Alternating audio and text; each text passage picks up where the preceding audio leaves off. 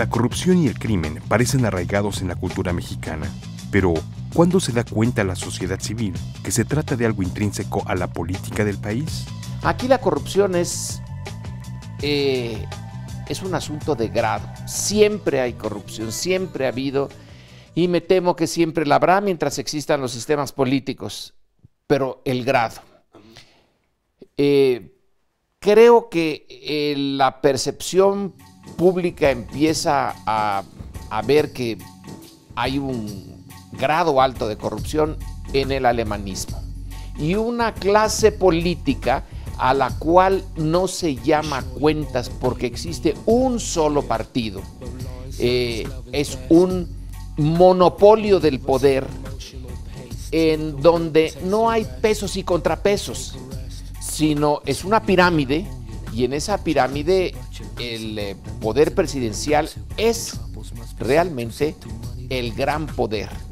La cultura cívica del mexicano común y corriente da por sentado que el tener poder político equivale a aprovecharse de él. La corrupción se puede definir como el uso ilegítimo del poder que da un puesto público para el provecho personal, ¿no? El mundo de los puestos públicos se ve casi como un patrimonio. Es esa cultura patrimonialista. Yo soy el dueño de este puesto. ¿Los ciudadanos contribuimos a la corrupción general? Ese argumento de que la sociedad mexicana también fomenta la corrupción, bueno, se ha expresado de muchas maneras, pero yo le pondría un reparo, que no estamos en la misma posición de poder. Se dice, bueno, alguien paga una mordida, ¿eso no es fomentar la corrupción? Sí y no, porque no es lo mismo. Es que estamos en una situación de poder desigual. Entonces, el ofrecimiento de una dádiva, de una mordida, como decimos en México, está forzado. No es lo mismo ser súbdito que ser autoridad, porque en eso estamos como súbditos, no como ciudadanos. Entonces no se tiene la misma responsabilidad. La responsabilidad fundamental de la corrupción está en la autoridad, está en quien tiene el poder formal y real. ¿Se puede cambiar este estado de cosas? En el que la sociedad de mercado que vivimos nos exige casi tener nuestro 100% del tiempo dedicado a nuestro trabajo, a nuestra supervivencia. Se le está pidiendo un extra para combatir a sus autoridades, que son las que deberían, en primer lugar, de evitar eso. Para eso se les paga. Entonces, sí se puede, pero es muy costoso.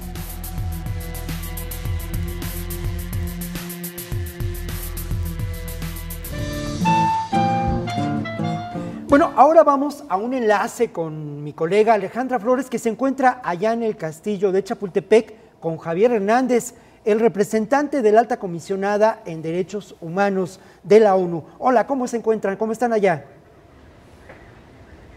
Hola, ¿qué tal? Es un gusto para mí saludarte, Víctor, Javier, Jorge, por supuesto. Aquí nos encontramos donde hay que recordar, el año pasado se llevaron a cabo los diálogos por la paz con los entonces candidatos presidenciales. Pues ahora, precisamente, ya tú lo anunciabas, vamos a platicar sobre la ley de víctimas recientemente aprobada y ya entrada en vigor con Javier Hernández Valencia. Él, ya lo decías tú, representante en México de la alta comisionada de Naciones Unidas para los Derechos Humanos, Navi Pillay.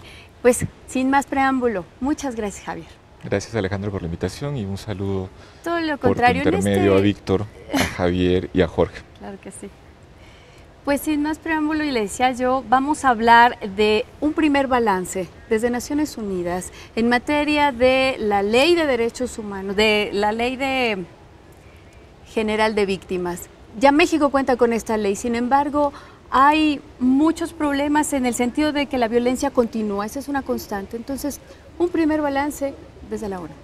Pues tal vez lo primero que hay que recordar, y que no tiene nada que ver con la ONU, sino que tiene que ver con el sentido del trabajo en derechos humanos en general, es que la importancia de que hayan normas y que estas normas obedezcan a estándares internacionales no resuelve por sí misma los problemas de derechos humanos. Las normas, el respeto a las recomendaciones y estándares internacionales son un primer paso para abrir un proceso que, empezando desde el reconocimiento, la dignificación de las víctimas, sin embargo, se traduzca en una creación de capacidades institucionales, de dinero invertido, de cambio de cultura del funcionariado para atender verdaderamente a las personas que requieren de su acción. Hola Alejandra, hola Javier. Y bueno, también al otro Javier, yo lo que digo, a ver, un primer balance mío como televidente es, en primer lugar, yo celebro que esa ley ya se promulgó, claro. Esa ley se había atorado. Los ciudadanos no entendíamos si se atoró por razones electorales o de mala leche. Lo que yo sí entiendo es que la ley tiene que ver con la carcasa moral del Estado mexicano. Aquí hay mucha culpa, pero hay culpa compartida también entonces de los ciudadanos que no habíamos sido capaces de hacer valer nuestra figura como víctimas. Ahora sí, tenemos que exigirlo, porque los que sí han hecho valer sus derechos como victimarios son los rateros, que se meten a tu casa y luego son defendidos porque tú los golpeas. En este país vivimos. ¿No es eso? En primer lugar hay que celebrar que el reconocimiento, con todo y reformas, eso ya está promulgado. Esta ley ya está... Sí, ya está en vigor. Ya está en vigor. Bueno, sí. Eso es lo primero. Segundo, hace rato mencionábamos que la violencia sigue ahí. Ahora, ¿cuál es la diferencia de que la violencia siga ahí ya estando en vigor esta ley? Que tenemos derecho a reclamar nuestra posición como víctimas. ¿Eso es lo que entiendo? A ver, Javier, tocayo. el otro Javier, cualquier Javier. Mira, Javier, gracias por el apunte y otra vez en el diálogo con Jorge. Retomo parte de tu reflexión, ¿no? Decías, he estado leyendo la ley para entender. Y yo animo a que los mexicanos no solo lean la ley, sino que lean la historia. Lean la historia contemporánea, lean lo que está pasando. Claro. Son decenas de miles de personas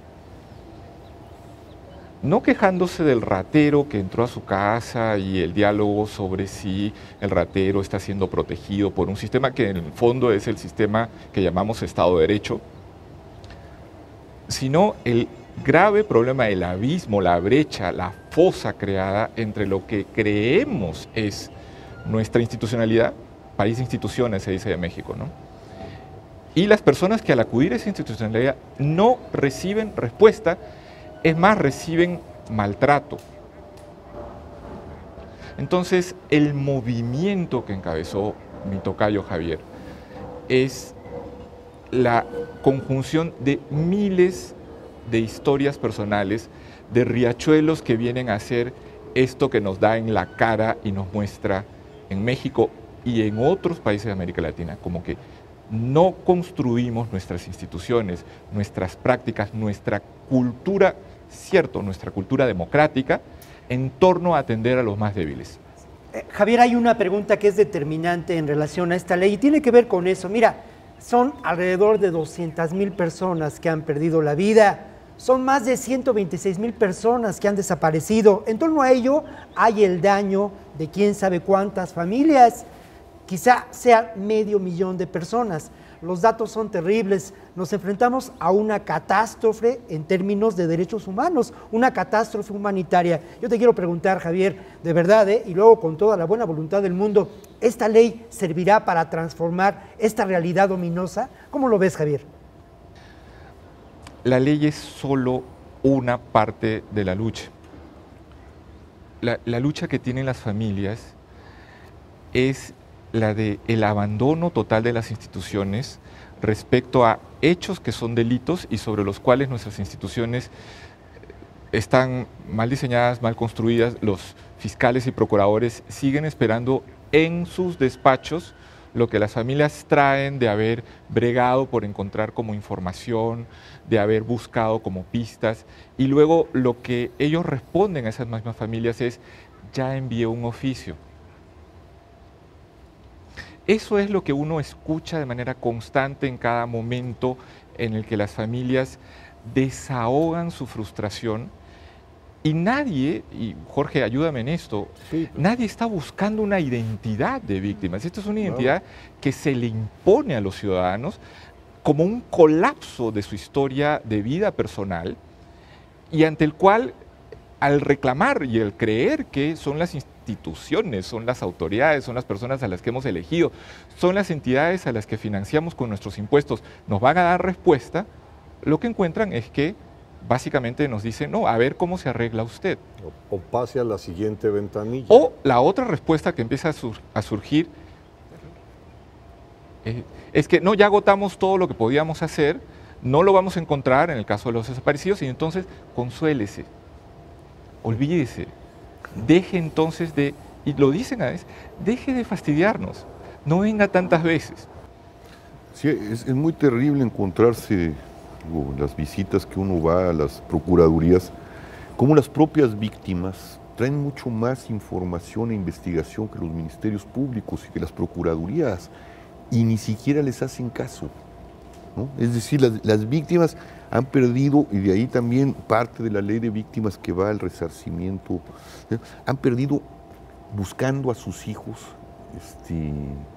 patrimonio, el pequeño patrimonio que han tenido. Están absolutamente en la indefensión, ni sus hijos aparecen, han gastado para investigar lo que debían de investigar las autoridades. O haciendo de detectives. O haciendo de detectives, y llevan, y lo que dice mi tocayo, pues lo archivan, no lo siguen, no hay seguimientos.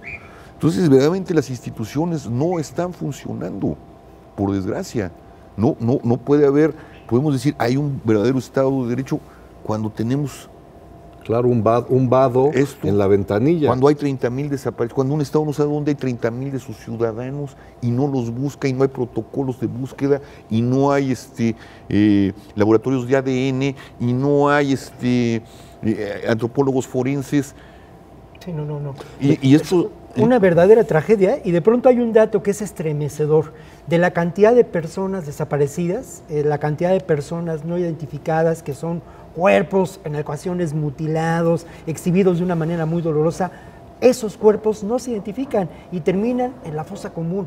Hay un dato estremecedor, solamente el 2.3% es identificado. Es terrible y es doloroso. Bueno, vamos a continuar con esta reflexión aquí en El Observador.